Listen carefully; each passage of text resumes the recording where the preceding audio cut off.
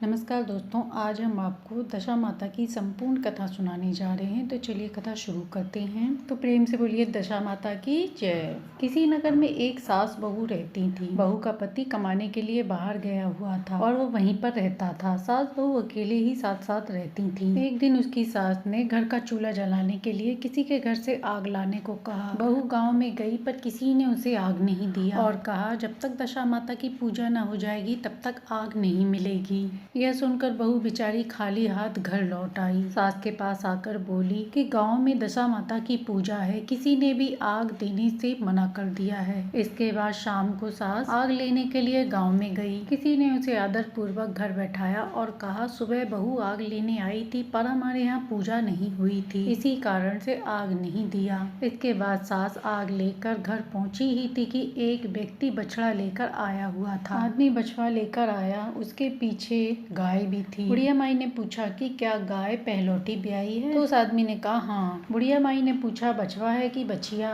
उसने जवाब दिया। सास ने अपनी बहू से जाकर कहा कि आओ तुम भी दशा माता की पूजा और कंडे ले। इसके बाद दोनों ने अगले दिन से सवेरे से व्रत आरंभ किया। व्रत पूरे हो जाने के बाद 10वें कंडे की पूजा करी। सास बहुओं ने तो उन्होंने गोल गोल बेले हुए 10 फरे बनाए, उसमें से एक हरा गाय को दिया। दोनों सास बहुएं पूजन करने के लिए जैसे ही बैठी वैसे ही दरवाजे पर विदेश से आए उनके बेटे ने आवाज लगाई। माँ ने कहा क्या हर्ज है, उसे जरा बैठने दो, हम पारण कर लेंगे तभी किवाड़ खोलेंगे। परंतु बहू से रहा न गया। उसने जल्दी से झटके से पानी पिया और अपनी थाली का फरा इधर उधर पटकते हुए दरवाजा खोल दिया। जब उसका पति सामने आया तो उसने पूछा माँ कहाँ है? तब बहू ने कहा अभी तो वो पारण कर रही हैं। तब पति ने कहा अभी मैं जल नहीं पीऊंगा, माँ को आ जाने दो तभी मैं जल पीऊंगा। मैं 12 वर्ष के बाद यहाँ पर आया हूँ, माँ आएंगी जब जल लाएंगी तब मैं पीऊंगा। यह सुनकर उसकी पत्नी एक तरफ बैठी रही। जब उसकी माँ ने पारण कर लिया तब वह आई। लड़के ने माँ के आदर सहित पैर छुए। इसके बाद माँ अंदर गई और थाली में भोजन लगाकर लेकर आई और कहा बेटा भोजन कर लो। लड़के ने जैसे ही पहला भोजन करने के लिए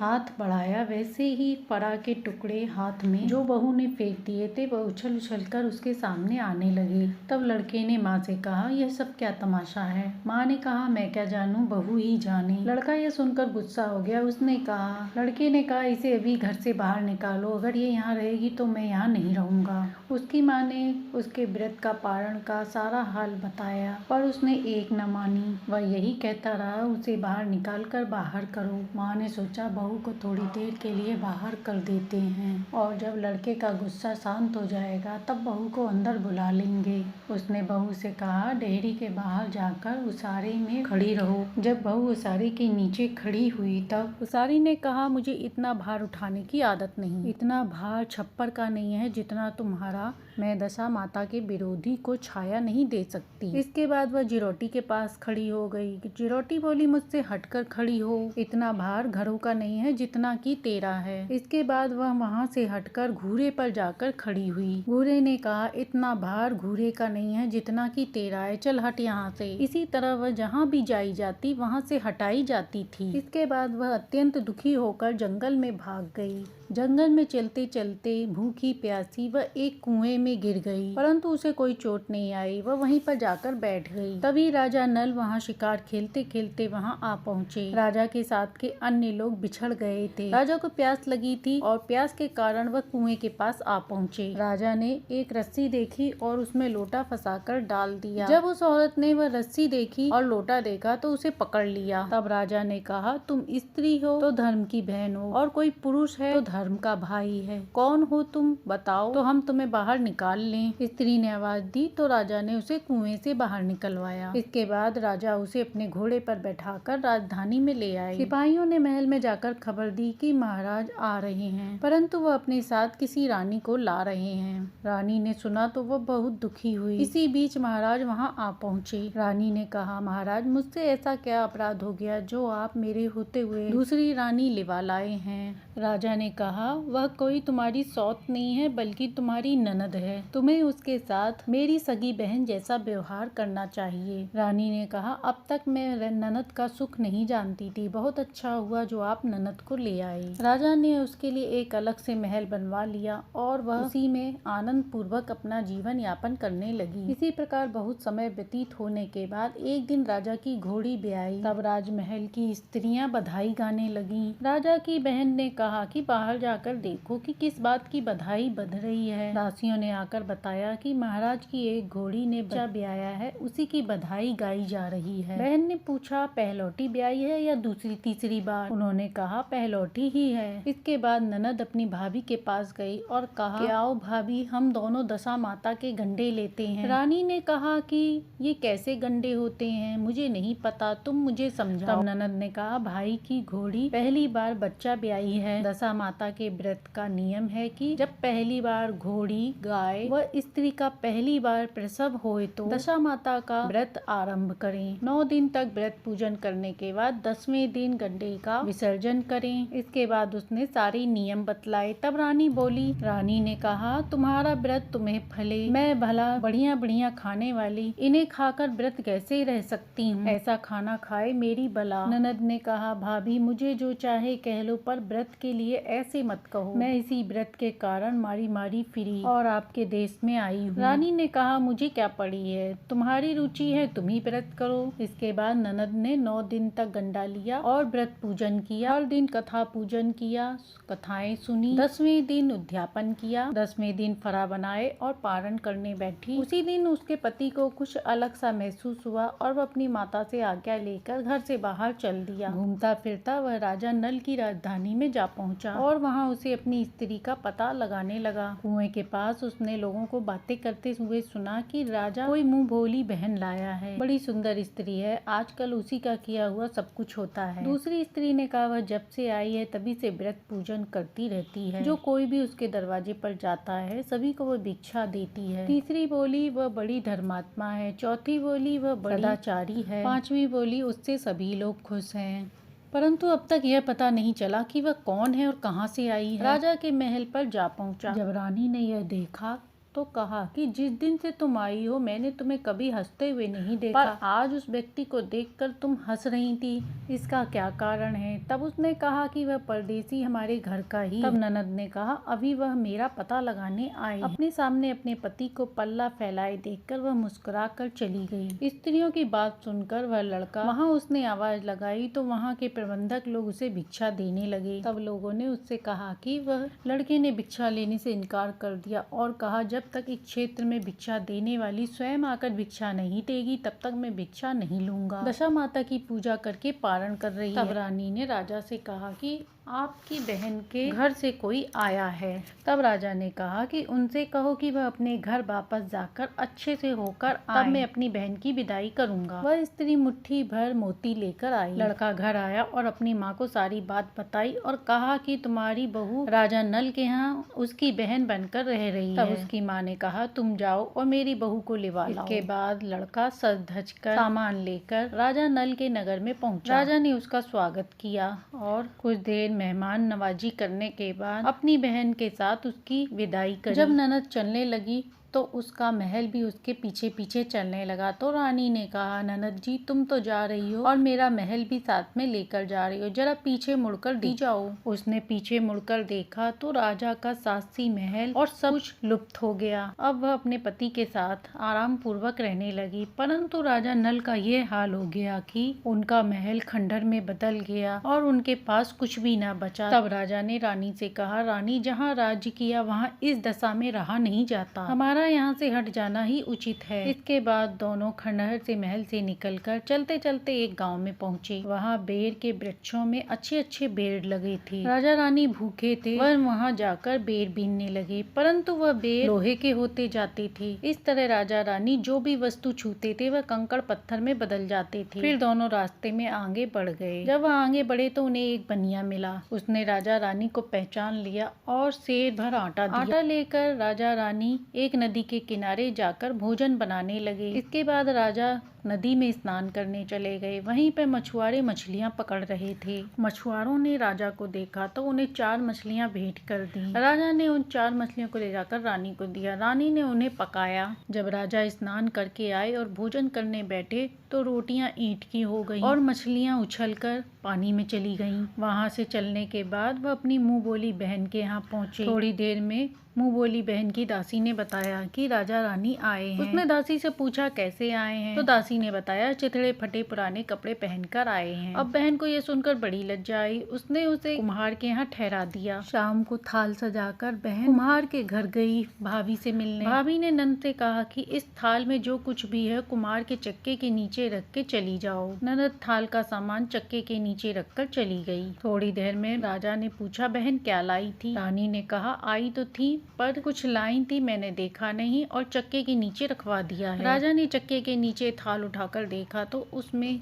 कंकड़ पत्थर के अलावा कुछ नहीं था। राजा समझ गए कि ये सब मेरे कारण ही हो रहा है, भला वह कंकड़ पत्थर थोड़ी न लेकर आएगी। इसके बाद राजा वहाँ से चलकर अपने मित्र के घर गए। मित्र ने सुना तो पूछा कैसे आए हैं। सबने बताया फटे पुराने चिथड़े कपड़े में आए हैं। मित्र ने कहा कोई बात नहीं, जैसे आए हैं वैसे ही आए, आखिर मित्र हैं। मित्र ने बड़े आदर सत्कार के साथ उनका स्वागत किया। भोजन करवाकर एक कमरे में सोने के लिए पलंग भिजवा दिया। उस कमरे की खूंटी पर 9 लखा हार टंगा था और पलंग की खाटी पर बिजड़िया खाड़ा रखा था। सोते समय रानी राजा के पैर दबाने लगी। उन्होंने देखा हार वाली खूंटी के पास एक मोर का चित्र बना है और वह हार को धीरे धीरे निगल रहा है और खाड़ा पलंग की खाटी में समा रहा है। रानी ने राजा को जगाकर यह दृश्य दिखाया। राजा ने कहा यहाँ से चुपचाप चले जाना ही उचित होगा, नहीं तो चोरी का कलंक लगेगा। इसके बाद राजा रानी दोनों उठकर भाग चले। चलते चलते वे दोनों एक अन्य राजा की राजधानी में पहुंचे। वहां सदा व्रत दिया जा रहा था। राजा रानी भी सदा व्रत लेने के लिए वहां गए पर उनके पहुंचते ही सदा व्रत बंद हो चुका था। वहां के लोगों ने कहा कि इन्हें देने के लिए अब कुछ भी नहीं बचा, फिर भी इन्हें मुट्ठी मुट्ठी चना दे दो। इस अपमान से राजा ने कहा ऐसी कंजूसी है तो सदा व्रत देने का नाम क्यों करते। वहाँ के अध्यक्ष ने कहा ये लोग बड़े घमंडी हैं, भीख भी मांगते हैं और गालियाँ भी देते हैं, इनको हवालात में बंद करो। इस तरह राजा रानी को जेल में डाल दिया गया और मुट्ठी मुट्ठी चने दोनों को खाने के लिए दे दिए गए। जिस कोठरी में राजा रानी कैद थे उसी में एक आम रास्ता था, वहीं से राजा की सवारी निकलती थी। एक दिन सवारी निकलने में देर हो गई तो रानी ने पूछा कि आज इतनी लेट कैसे हो गई। तो वहाँ के लोगों ने बताया कि आज राजा की घोड़ी के बच्चा हुआ है। रानी ने पूछा घोड़ी पहली बार ब्याई है या दूसरी बार। तब वहाँ के लोगों ने बताया कि पहली बार। तब रानी ने कहा कि बछड़ा हुआ है या बछड़ी। तो वहाँ के लोगों ने बताया कि बछड़ा हुआ है। रानी ने कहा अच्छे साहित्य में हुआ है। तब रानी ने राजा से कहा कि एक दिन मैंने तुम्हारी मुंह बोली बहन का दशा माता के गंडे का अपमान किया था। आज हमारी हालत इसी वजह से हुई है। आज मैं दशा माता के गंडे का पूजन शुरू करती हूँ। राजा ने कहा वो तो ठीक है, पर तुम यहाँ पूजा की सामग्री कहाँ से लाओगी, कैसे नियम धर्म को निभाओगी। अब तो दशा माता ही कुछ करेंगी, मैं तो उन्हीं के नाम का गंडा लेती हूँ, जो होगा देखा जाएगा। तब 9 तार राजा के गमछे से लेकर 1 तार अपनी साड़ी में से लेकर रानी ने गंडा बनाया और उसी समय से व्रत ठान लिया।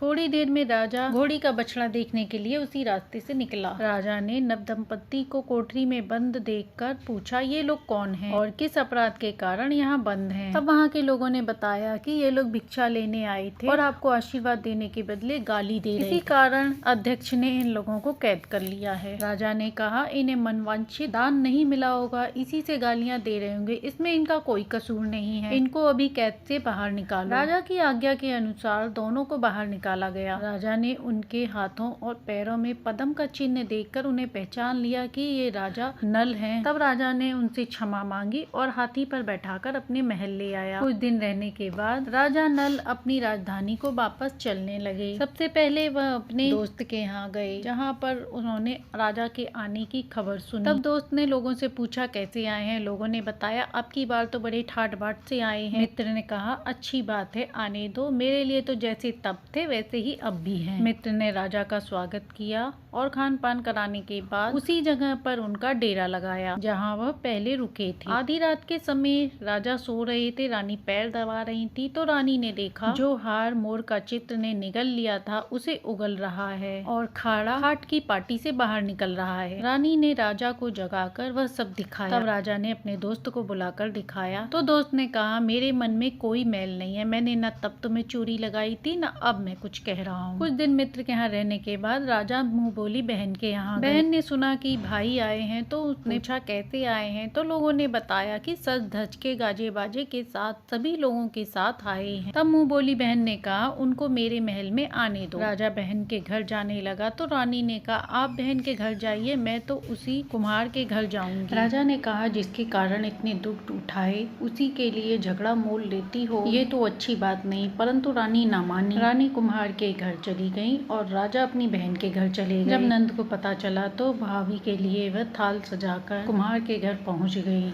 भाभी ने अपने गहने उतार कर कहा, खाओ मेरे सोने चांदी के गहने, ये भूखे क्या खाएंगे। ये सुनकर ननद बोली, ये ताने किसे मारती हो, मुझसे पहले जो बना था वही मैं लाई थी और अब भी वही लाई हूँ। विश्वास ना हो तो चक्के के नीचे अभी भी देख लो। चक्का उठाकर देखा तो मणिमणिका का ढेर लगा था। भाभी बोली, ननद तुम्हारा कोई दोष नहीं है, यह सब मेरे भाग्य का दोष था। रानी ने ननद का लाया हुआ सामान बढ़ाकर अपनी तरफ से कुछ रखकर वापस कर दिया। वहाँ से चलकर राजा सूरा गाय के पास आए तो उसने राजा सहित सभी को अपना दूध पिलाया। थोड़ी दूर आने पर पहाड़ आया, वहाँ पे राजा ने भोजन बनवाया और राजा भोजन करने जैसे ही बैठा, नदी में भुनी हुई गिरी हुई मछलियाँ अपने थाली में आकर पड़ गईं और वे रोटियां जो ईंट बन गई थी वे फिर से आटे की लोइयां बन गईं। तब रानी ने बताया कि यदि मैं आपको बताती कि रोटियां ईंट की हो गई हैं और मछलियां उछल कर भुनी हुई पानी में चली गई हैं तो आप विश्वास न करते, इसलिए मुझको बहाना बनाकर वहां से आना पड़ा।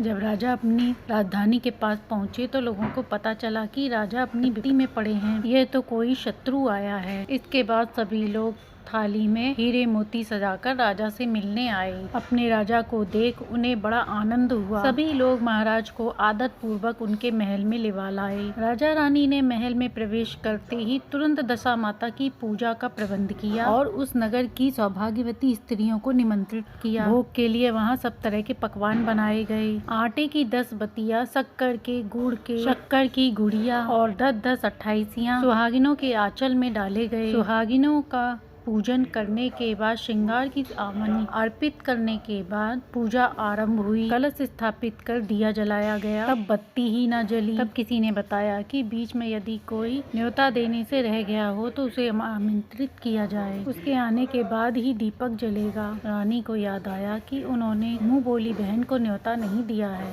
राजा ने सिपाही को भेजकर अपनी मुँह बोली बहन को बुलवाया। इसके बाद बड़ी धूमधाम से पूजा हुई। अंत में सुहागिनों को भोजन करा के विदा कराया गया।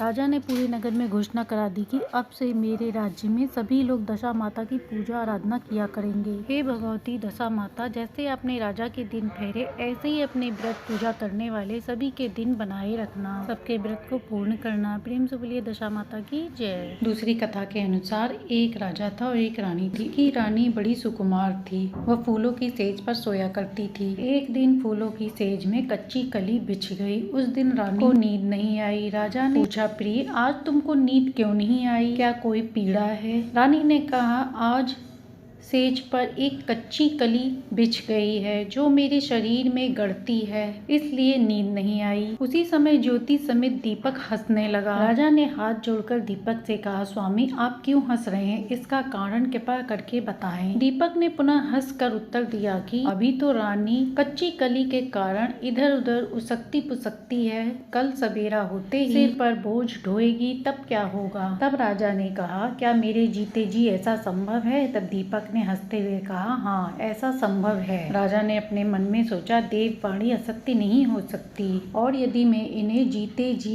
नदी में बहा दूं तो ऐसा करने से ये बच जाएंगी और यदि वह समुद्र में डूब जाएंगी तो बोझा ढोएगा कौन। राजा ने रानी से कहा, चलो हम तुम्हें तुम्हारे नैयर छोड़ाते हैं, तुम कुछ दिन वहीं पर रहना। रानी ने कहा, मेरे मायके में तो कोई नहीं है, मैं किसके साथ रहूंगी। राजा ने कहा कि तुम्हारे कुछ संबंधी अच्छी जगह पर हैं, उन्हीं के पास साथ में तुम्हें भेज रहा हूँ। रानी राजा की आज्ञा लेकर नैहर जाने को तैयार हो गई। उन्होंने अपने को आभूषणों से तैयार कर लिया। राजा ने उन्हें संदूक में बैठाकर नदी में बहा दिया। वह नदी ऐसी जगह पर जाकर मिलती थी जहाँ राजा के बहनोई का राज्य था। वहाँ पर हीरे मोती निकाले जाने का ठेका था। रानी का संदूक जब बहता हुआ उस जगह पर पहुँचा, तब राजा ने मल्लाहों को हुक्म देकर संदूक को पानी से बाहर निकलवाया और कहलवाया कि इस संदूक को मेरे महल में रख दिया जाए और जब तक मैं ना आऊं तब तक उसे कोई न छुए। जब रानी को यह पता चला कि राजा को एक समुद्र में संदूक मिला है, तो वह फौरन उसे देखने के लिए वहाँ पर पहुँच गई। उस समय पहरेदार वहाँ से हट गया था। रानी संदूक को खोल दिया और देखा उसमें 16 श्रृंगार करे एक लड़की बैठी है। रानी ने सोचा कि अगर राजा को इससे देख लेगा तो इसी के साथ रह जाएगा, मुझको त्याग देगा, इसलिए इस स्त्री का हुलिया बिगाड़कर इसे संदूक में बंद कर देना चाहिए। उसने रानी का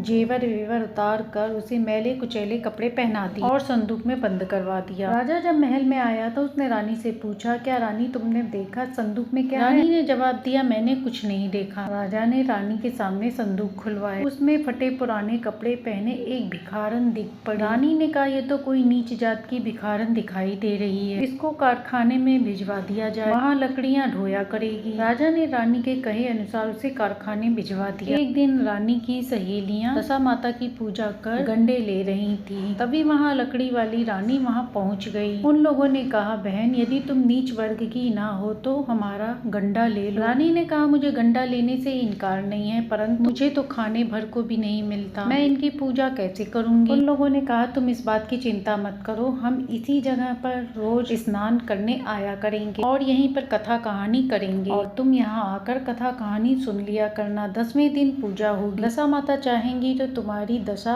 अवश्य ही बदल जाएगी। रानी ने श्रद्धा पूर्वक माता का ध्यान करके गंडा ले लिया। उसी दिन रानी के पति को यह चिंता उत्पन्न हुई कि रानी कहाँ है। इसके बाद राजा एक नौका पर सवार होकर नदी द्वारा यात्रा करते हुए अपने बहनोई के वहाँ पहुँच गए। संध्या को वह खा पी कर लेटने गया। वह अपनी बहन से बोला, मेरे हाथ पैर में बहुत दर्द है, किसी से कहकर दबवा दो। तब उस रानी ने उस लकड़ी ढोने वाली भिखारन को बुलाकर आदेश दिया कि तुम मेरे भाई के पैर दबा दो। वह अपने मन में सवाल करती रही कि परपुरुष का शरीर छूऊं तो छूऊं कैसे, पर रानी बार बार अपनी बात पर दबाव दे रही थी। यह सोचकर उसे लाचार होकर राजा के पास जाना पड़ा। राजा का पैर दबाते हुए रानी को राजा के पैर का पंजा दिख गया। रानी चुपचाप रोने लगी और उसके आंसू राजा के पैर पर टपकने लगा। तब राजा ने कहा, क्यों री दासी तू क्यों रो रही है? तब उसने कहा कि जैसा पंजा आपके पैर में है वैसा ही मेरे पति के पैर में भी है। रानी ने कहा, मुझे अपने पुराने दिनों की याद आ गई है। राजा ने कहा, मैं समझ गया, तुम पैर मत दबाओ और जाकर आराम से सो। जो तुम्हारे भाग्य में लिखा था वो तुम्हें भोगना ही पड़ा, परंतु मैंने उसे टालने के लिए जो उपाय रचा था उसका उल्टा नतीजा हुआ। तुमको मेरे जीते जी लकड़ी ढोनी ही पड़ी। राजा ने रानी को अपना एक चादर दिया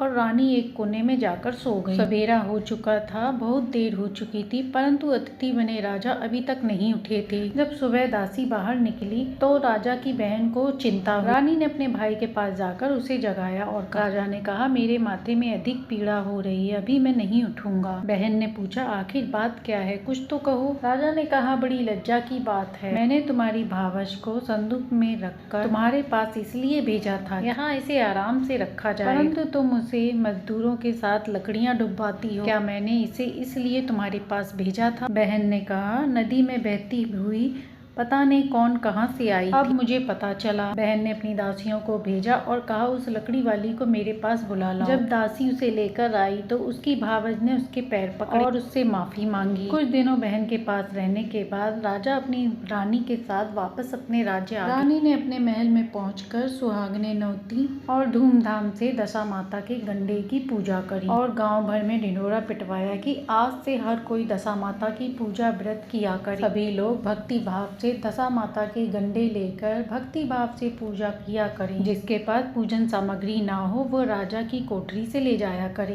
हे दशा माता, जैसे आपने रानी के दिन फेरे ऐसे ही अपनी कहानी कहते सुनते उकारा भरते सबके दिन फेरना। कहानी अधूरी हो तो पूरी करना, पूरी हो तो मान रखना। तो ये थी दशा माता के दिनों में सुनी जाने वाली दशा माता की कहानी, जिसे सुनने से सुख सौभाग्य में वृद्धि होती है। कहानी अच्छी लगी हो तो लाइक एंड सब्सक्राइब करें।